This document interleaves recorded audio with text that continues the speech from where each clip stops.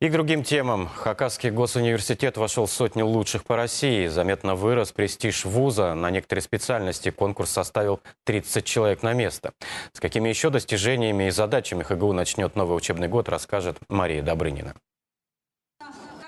Экономика, юриспруденция, история, лечебное дело – эти направления самые востребованные у нынешних абитуриентов. Традиционно желающих обучаться в ХГУ было гораздо больше, чем имеющихся мест. Вуз смог принять 2700 будущих специалистов. Львиная доля – это студенты из Хакасии, 20% из Красноярского края, немногочисленный состав из Тувы. Также прибыли в новом учебном году и иностранцы. Не каждое учебное заведение может похвастаться международными связями. Лидируют Монголия, Бельгия, Китай, Молдова, Узбекистан, Азербайджан и Кыргызстан. То есть, чувствуете, что есть европейское государство Бельгия.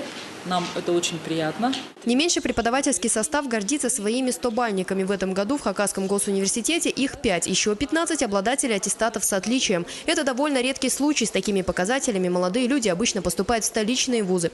Но ХГУ старается создать все условия, чтобы абитуриенты не уезжали из Хакасии. Места в общежитиях, приличные стипендии, интересная студенческая жизнь. Студенту платим 2200. Это на высшем профессиональном образовании. А на среднем профессиональном 539 рублей. Но мы его поднимаем до 900.